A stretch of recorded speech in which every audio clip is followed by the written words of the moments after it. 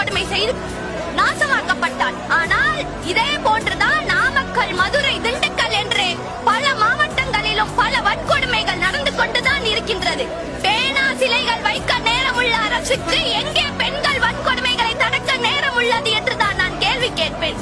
கற்ற கட்டடத்துக்கெல்லாம் கருணாநிதி அவர்களுடைய பெயர். சரி, 5 வருஷம் பேசி பேசி அரசு ஆண்டுட்டீங்க, பேர் வச்சுக்கோங்கலாம்.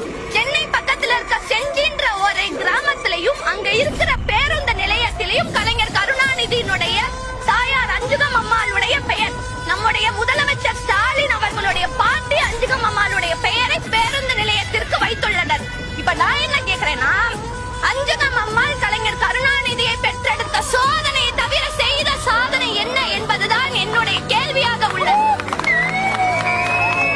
அப்படிப்பட்ட தாயாருக்கு ஏன் பேருந்து நிலையத்தில் பெயர் வைக்கிறீர்கள்? இப்போ இதே மாதிரியே உதயநிதி ஸ்டாலின் அவர்களும் என் தந்தை போலயே நானும் பாட்டிக்கு பெயர் வைக்கிறேன்னு சொன்னா எந்த பாட்டி பெயரை வைக்கிறது, எத்தனை பாட்டி பெயரை வைக்கிறது? இதைதான் நான் இங்கே கூற விரும்புகின்றேன். அடுத்து உதயநிதி ஸ்டாலின் அவர்கள் கட்சி சேர்ந்த உடனேயே அமைச்சர் பதவி, அதாவது இளைஞரணி மாநில தலைவராக பொறுப்பேற்றார். மாநில தலைவராக பொறுப்பேற்ற 2 மாதத்தில் எம்எல்ஏ சீட்டு, அடுத்த 3 மாசத்துல அமைச்சர் பதவி, அடுத்த 4 மாசத்துல துணை முதலமைச்சர் பதவி. இதுல கட்சிக்காரங்க எல்லாரும் கேக்குறாங்க, நேத்து வந்தவங்க எல்லாம் இன்னைக்கு கட்சி ஆரம்பிக்கிறாங்க. இதேதான் நானும் கேக்குறேன், நேத்து தானேங்க வந்தாரு உதயநிதி ஸ்டாலின், இன்னைக்கு துணை முதலமைச்சரா எப்படிங்க இருக்காரு? இதுதானேங்க நான் கேட்க விரும்புறது.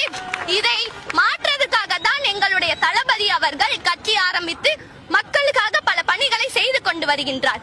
ஏழை பெண்களுக்கும் பாமர பெண்களுக்கும் பல திட்டங்களை வகுக்க உள்ளார். பெண்களுக்கு என்ன வேணும்? நீதி வேணும், நிதி வேணும். ஆனா இப்ப இருக்க அரசுல நீதியும் ஒரே